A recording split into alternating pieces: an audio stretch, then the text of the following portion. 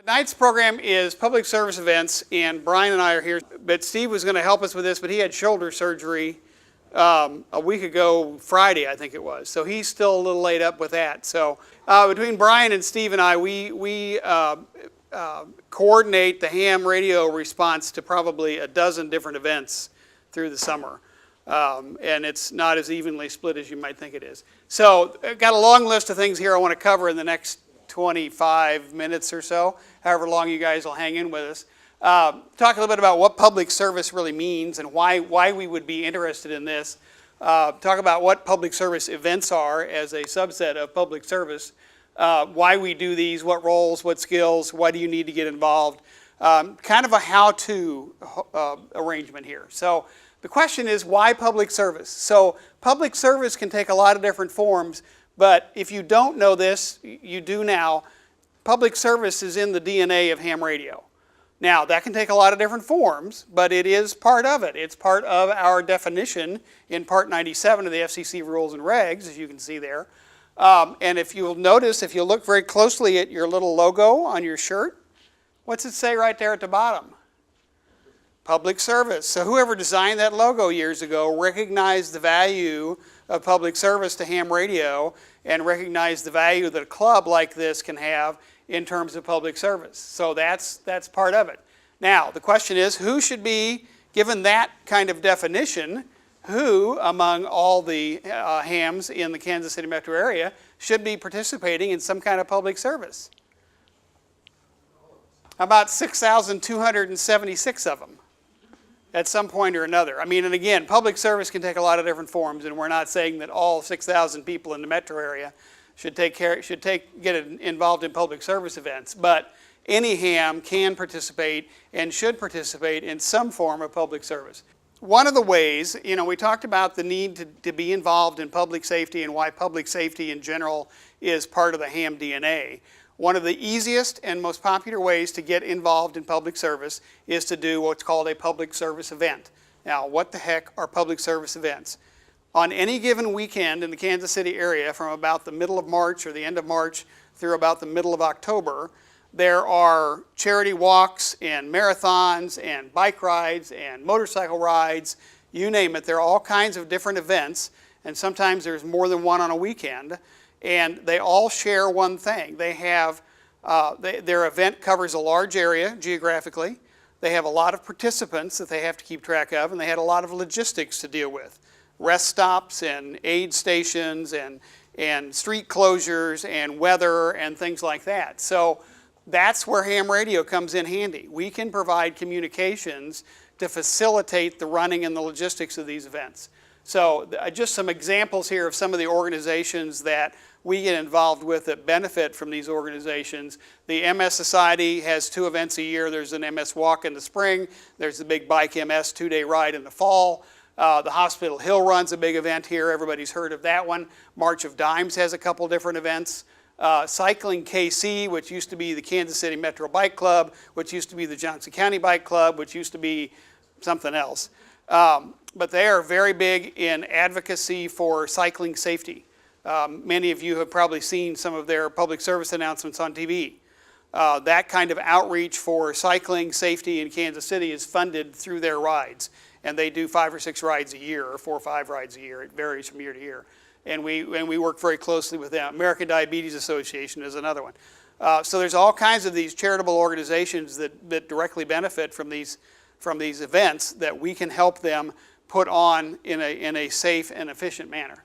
And I will say that number, if we had enough people to help, could easily double. I was at a networking event for nonprofits last night, and I spoke about this just briefly, and I had 24 different groups come up to me afterwards talking about, well, I've got a marathon or a walkathon or a bike ride or something that does this, and we don't have ham radio support. How can we use you guys? It's like, okay, well, get in line, unfortunately. So that's kind of one of the reasons I want to come here tonight, is that we end up with a recycle rate on our volunteers of probably 95%. It's the same folks doing it every year. People find an event they like and they come back over and over again, which is great, but we still need to expand the pool. So let's talk a little bit about the value that ham radio brings to some of these events. So most of them, as I said, they have several things in common. One is that they are across a fairly large geography.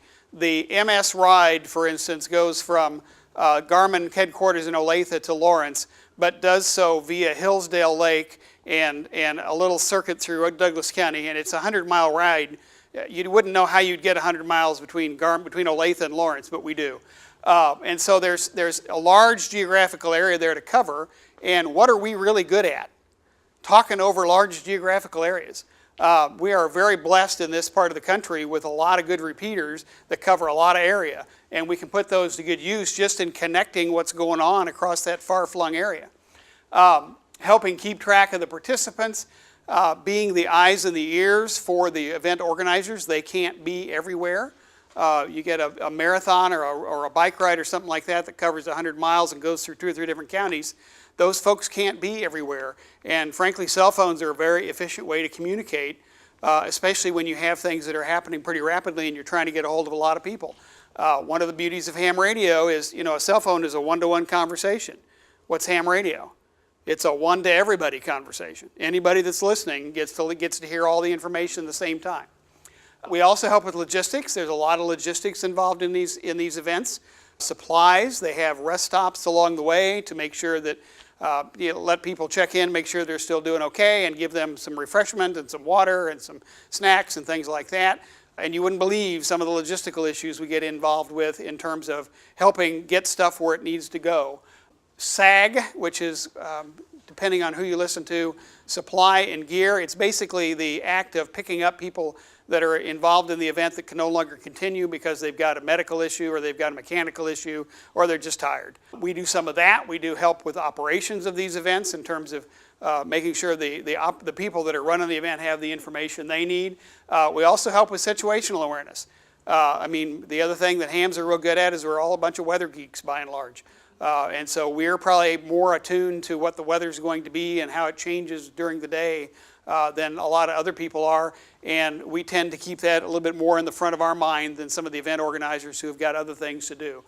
We also help with liaison with PD, with medical folks, professional EMS and that sort of thing. There are a lot of different roles that hams can play in these events.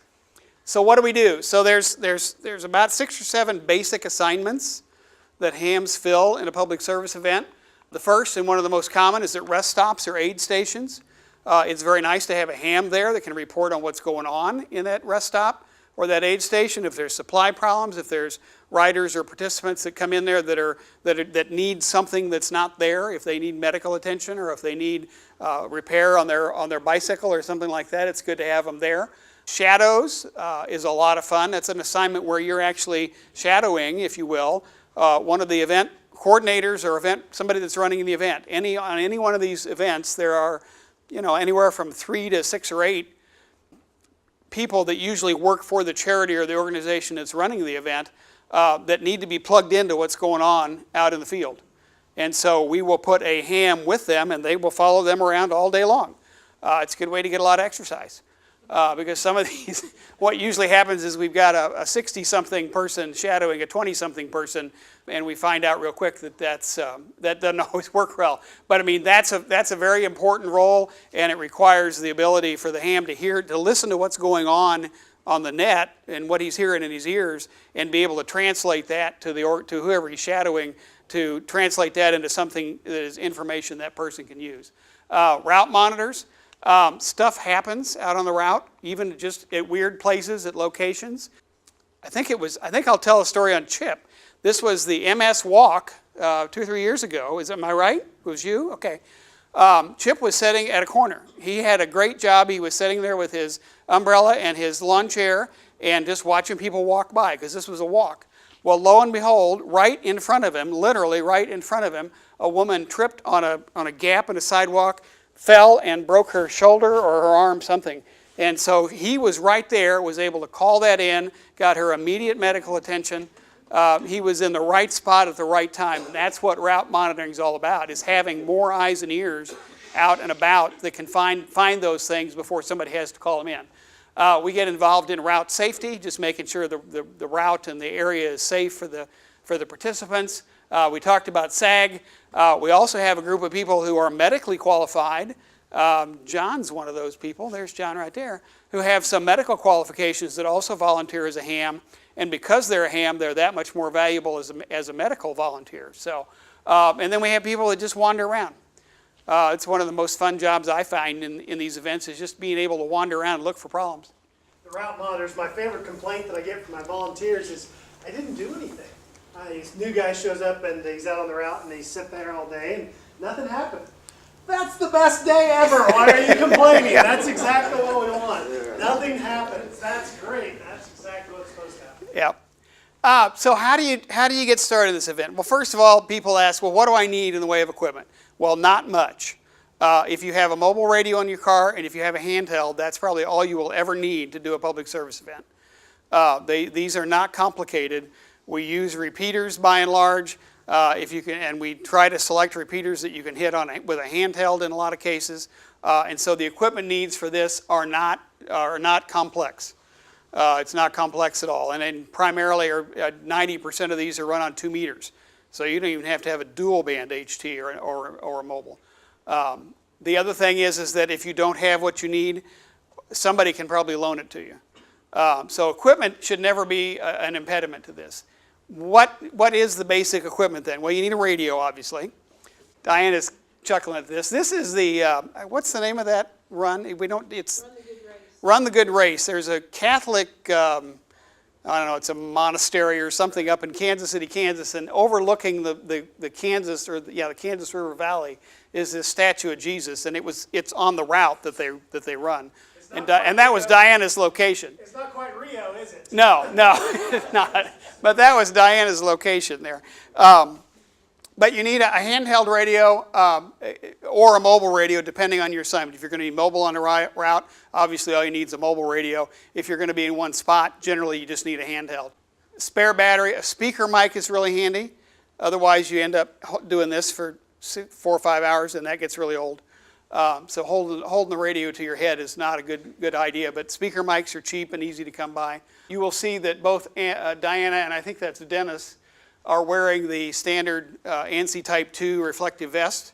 We usually recommend that for a couple reasons. One is that if you're out roving around on the route, you may be standing out in traffic at some point, and we want you to be visible for your own safety. The second thing is that makes it easy to spot the ham in a crowd. So if you go to a rest area and there's 100 people, participants and volunteers and everything else going on, and you want to find the ham, you look for the person that's got the reflective vest on, and they're a whole lot easier to find. And they're not expensive. $14 at Walmart for the fancy one, and we even have some folks that have donated some. So yeah, and I found them at $9 at Home Depot. there you go. It's getting even better. So it doesn't take much. But other than that, it's like just be out prepared to be wherever you're going to be for several hours. So you got to dress for the weather, you got to have comfortable shoes, you got to have some snacks and some sunscreen and maybe some bug spray or something like that. But depending on the assignment, depending on what you're being asked to do, just be prepared to be there for a while. What skills do you need? And again, this is, if you've got basic ham skills, you know how to talk on a radio, you've already got all the skills that we need. You need to know how to program your radio, of course, because even though we'll give you the frequency that we think we're going to use in advance, that changes sometimes. Stuff happens, repeaters fail, interference happens, things like that. So you know how to change need to know how to program your radio. You need to be able to talk on a repeater and talk simplex, because sometimes we use both or either. And other than that, you need to know how to listen. That's one of the phrases that we use a lot in ham radio, is listen before you talk. And the same thing holds true with public service events.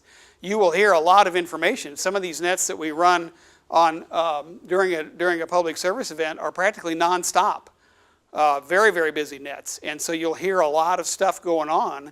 And even though 80% of it may not pertain to whatever you're doing in your assignment, that other 20% is going to sneak up on you. And if you miss it, you're going to be uninformed. So it's very important to know how to listen. And then the other thing is we tell people the only other thing we ask on these nets, because they're so busy, is think about what you're going to say before you key the mic. So a little bit of thought and a little bit of preparation into that is about all you need. But don't worry about those skills. Again, if you can talk on the radio, you've got the skills you need to be valuable to a public service event, and the rest of it you'll pick up as you go along. And there's lots of opportunities for people to help you. There's lots of other operators that'll help you and provide guidance and things like that. One of the cool things, especially for new hams, and we talk about this a little bit in Ham 101 class, is these events are great for new hams because it gets you involved with other hams. You get a chance to rub shoulders with other people and learn more faster by getting out there and actually using your radio than you're ever going to learn by just checking into the net once a week or something like that. So it gets you a chance to get out and use your skills and use your radio. These events are all run as directed nets. Sometimes we have, on the MS Ride, we have, depending on what year it is and what repeaters we're using, we'll either run on 3 or 4 nets simultaneously. So think about that for a second. That is, the picture on the right there is the net control for the MS Ride a couple of years ago, and there were 4 nets active in that room at that time. So you can imagine, as a net controller, that keeps people pretty busy. That was also a pretty cramped room. But most bike rides and things like that are just one directed net with one net controller and maybe a backup. And it is like a directed net that you would hear for storm spotting or for any other activity. But it's a directed net. And again, pretty common net protocols, nothing fancy there. We do use tactical call signs. So instead of me having, if I'm net control, instead of me having to remember that Diana is at KD, she's KD0 OBP, and she's at the, I'm drawing a blank, the Winchester rest stop, if she just uses that call sign of Winchester rest stop. She does have to use her call sign when she's done talking to me as net control, but when she calls in and says Winchester rest stop, I don't have to go look and figure out, okay, who is that and where are they at? So we use tactical call signs almost exclusively during these events just to facilitate that communications. And again, you still have to ID at the end of whatever your conversation is so that you can stay legal. We also like to use APERS. As you can imagine, you get a bunch of people in cars or trucks or whatever running around on these routes, and if they're running APERS, it eliminates a lot of radio traffic. We don't have to ask you where you are. We can look on the map and tell exactly where you are. And so for mobile units especially, we like to use APERS. Okay, so what do you get out of this? So, we kind of gave you a little guilt trip about the whole public service thing at the beginning, but really, what do you get out of this as a ham in terms of making it valuable to you? Well, first of all, you get to know other hams across the metro. The coolest thing about the Kansas City metro area, as far as I'm concerned, is that when we have a public service event, we get people from all over the place. Diana and I went up, and Brian was there too, went up and worked the Liberty Hospital half marathon in Liberty last weekend. And I guess we may have been the only 3 from Johnson County. But we got to know, and there were a bunch of folks from the Northland Aries group up there who I had never really worked with. And I got a chance to work with a guy in net control. It turns out he's a great net controller and a great guy, and I didn't know him. I mean, it's a good chance to meet people and to get to know people from around the metro, not just your own little group of people. And again, even though this is a lot of the same people over and over again, it doesn't matter what part of town you're in, you will get people volunteering from all over the place. Wayne, bless his heart, volunteers for the MS Ride. And Wayne lives in Raytown or Blue Ridge or someplace. South Kansas City. I mean, we don't pay attention to geographical boundaries in these kind of things. So there's that. It also gives you an opportunity to practice your skills. When I was a new ham, I learned more about using my radio by doing 2 or 3 public service events than I probably would have learned otherwise in years. Because you're out in the field, you're in an unfamiliar situation, you're in inclement weather sometimes, and you start to learn. You learn more by doing things than by sitting at home and checking into a net once a week. A lot of the new hams that we get have no interest in sitting there talking on the radio about nothing. Some people like to do that. Some people don't like to do that. For me, it gives me a reason and something to talk about. And that's a great excuse for them as well. How else are you going to use your radio if you don't have anything to talk about? For some of these folks, that's important. And that's a great reason to come out. The other thing that you're going to get into here is the true preparedness for disaster communications. My favorite story, of course, is a ham radio volunteer out of Wichita, Henry Montan, was at Joplin. And he brought his wife along, Elizabeth. She's also a ham. And she wanted to help. But she was concerned. And she said, Brian, I really want to help, but I really don't have any experience on the radio. I haven't done very much. And so I don't know how I can be helpful in this emergency disaster situation. I've never done it before. Okay, well, tell me some things that when's the last time you talked on the radio? Well, I was net control for MS 150 in Wichita. It's like, oh my God, I love you. You are my new net controller, and you already know everything you need to know because you were at a public service event. And heck, she ran the thing. She was the best net control I had. So. Yeah, I got a similar story. When Joplin happened, I was a fairly new ham and only had my license for a couple of years. But I had spent 2 years doing public service events. So I got deployed to Joplin with Salvation Army. And I had no idea what I was coming into. I had packed my car to the gills with everything that I could have thought I might have needed down there. And turns out I didn't need it. 10% of it. But anyway, I was concerned about how this was going to go. And so as I'm driving into town, I know what repeater we're using. It happens to be a fairly weak repeater that you can't get until you get into Joplin. So I'm waiting to hear, and all of a sudden I start hearing traffic on this repeater for the mission that the Salvation Army is doing. And I'm like, that just sounds like a bike ride. And it is. I mean, it's the same things. We're dealing with the same issues of logistics and communications in a far-flung area. And we're using the same skills and the same equipment and the same methods to do the same thing in an emergency situation. Another couple other cool things that you'll get out of this is that you get to be on the inside of the operation. I find this to be kind of fun. You're the one that knows what's going on behind the scenes because you're communicating that information and you know a lot more about what's going on than anybody else in the event because of what you're hearing on the radio. The other thing is it gets you into some cool places. That's the infield of the Kansas Speedway. During Bikers for Babies, basically Bikers for Babies has full access to the Kansas Speedway. We do the MS walk out there also. I have been in the owner's suite at the Kansas Speedway just because we were out there touring one day with a security guard and he goes, oh, would you like to see the owner's suite? It's like, well, sure I would. Yeah, it gets me what I like to call perimeter envy. I'm just a geek, and if I see somebody that's got a badge on behind a rope that I can't go on the other side of, I immediately want to know what's over there, what's going on. And so, yeah. You're in the know. Yeah. Envy. So it's kind of fun having kind of an all-access pass to the infield of the Kansas Speedway and other things like that. I mean, that's true of anything.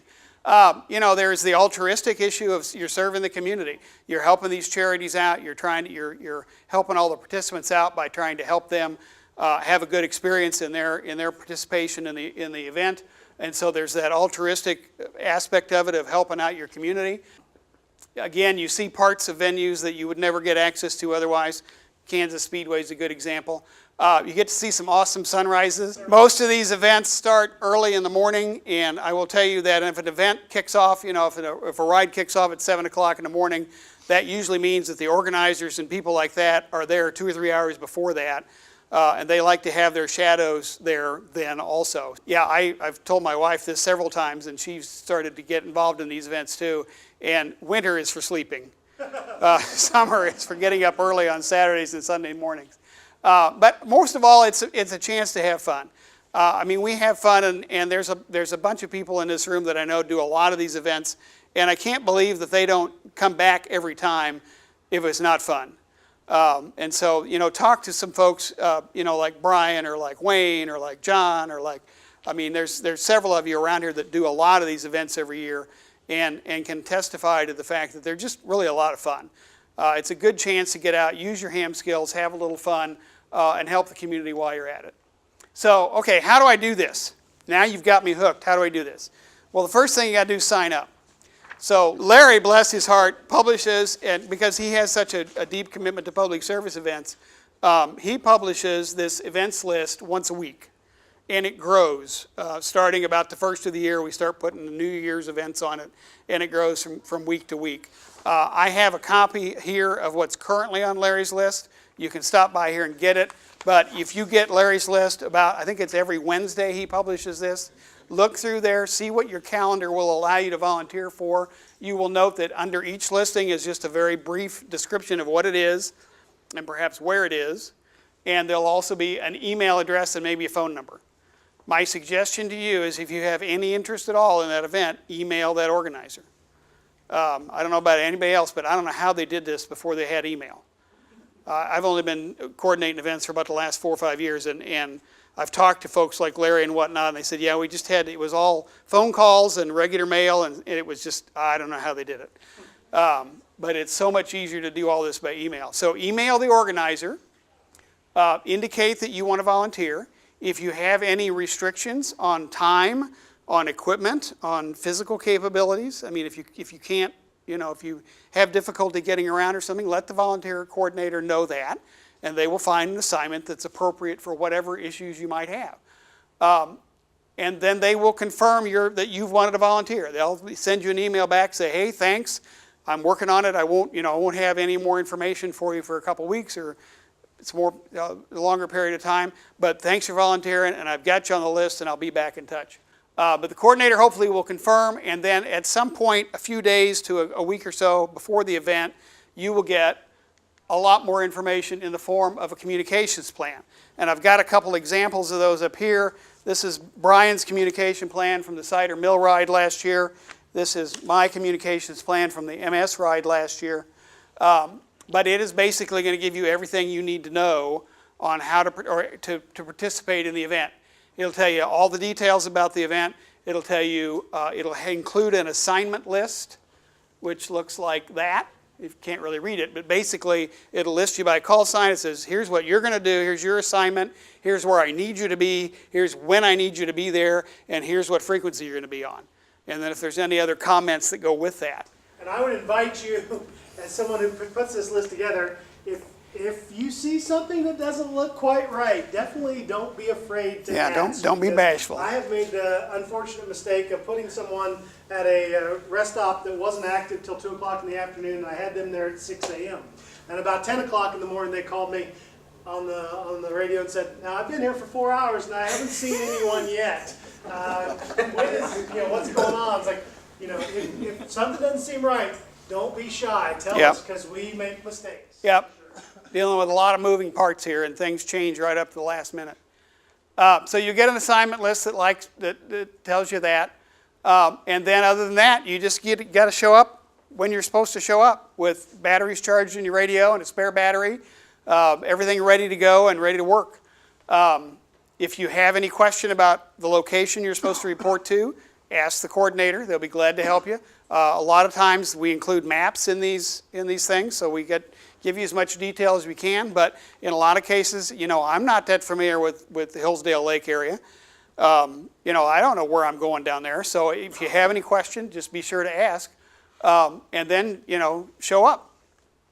The coolest thing I will tell you about ham radio in general, this is true of all ham radio, not just public service events, but I learned it through a public service event, is the first event I coordinated. Brian snookered me into several years ago, was the Summer Breeze Bike Ride. And it was the first one I'd done, and so I had about 25 or 30 volunteers. And I was worried, because I've done a lot of other volunteer stuff in my life with church and things like that. And I was worried that A, they wouldn't all show up, or they might be late or something like that. Hams don't fit that mold. When you tell a ham to be somewhere, not only will they all show up, they will all show up a half an hour early.